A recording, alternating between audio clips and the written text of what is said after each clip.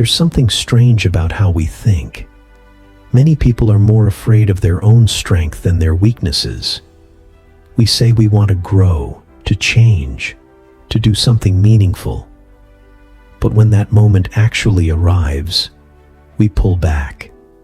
We make excuses. We delay. Or worse, we sabotage our own progress. It sounds strange, but it's more common than we think. We don't just fear failure. We fear what would happen if we succeeded. Because success changes everything.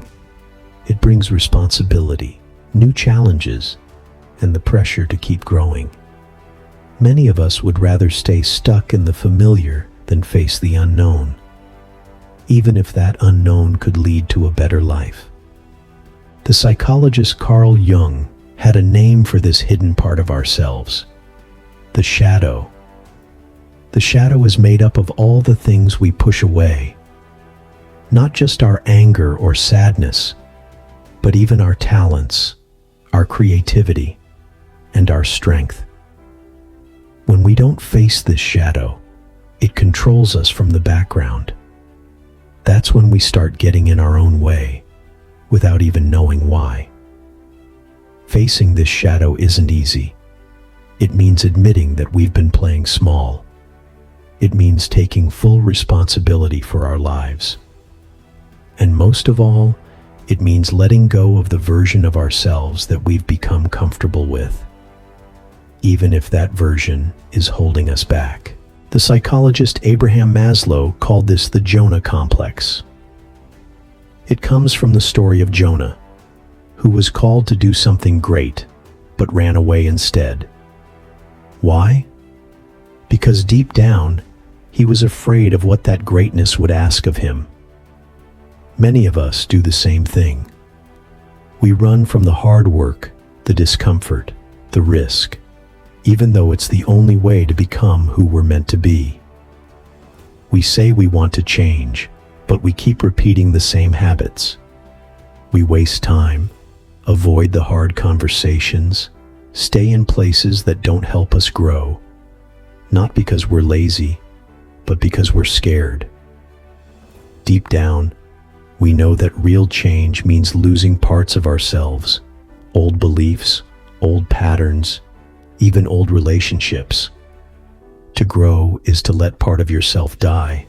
The philosopher Friedrich Nietzsche believed that the goal of life isn't just to be comfortable, but to become who you truly are.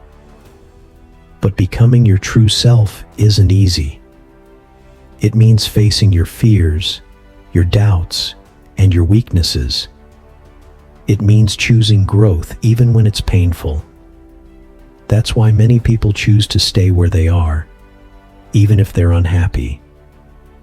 It feels safer. Other thinkers, like Kierkegaard and Sartre, believe that freedom itself can be scary. Not because someone is forcing us to do things, but because no one is.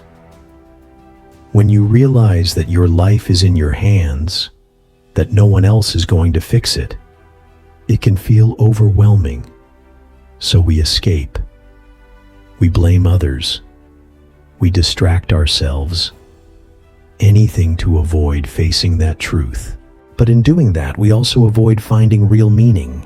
Writer Joseph Campbell called this moment the refusal of the call. In every great story, the hero is called to do something difficult. And at first, they refuse. They say no. Not because they're weak, but because they know what it will cost. It will hurt. It will change them. But without answering that call, they never become who they were meant to be. When we fear our potential, we're not just afraid of failure. We're afraid of leaving behind who we used to be.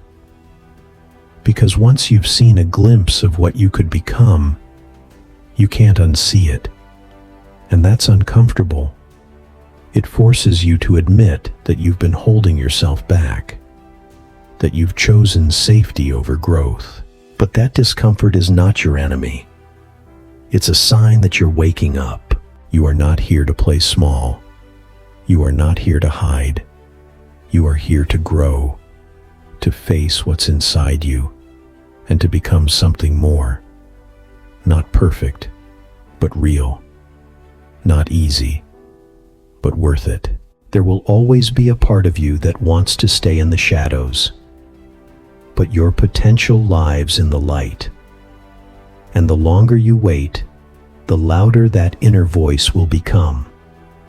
The one that knows what you're capable of, even if you try to ignore it. You don't have to be fearless. You just have to stop running, because the version of you you're afraid to become is the version the world needs the most. You don't have to be fearless.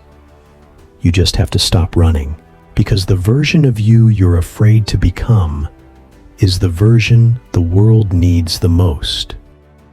If this made you pause, if you're drawn to deeper truths and quiet strength, then you're in the right place. Like, subscribe, and keep exploring with us. See you in the next one.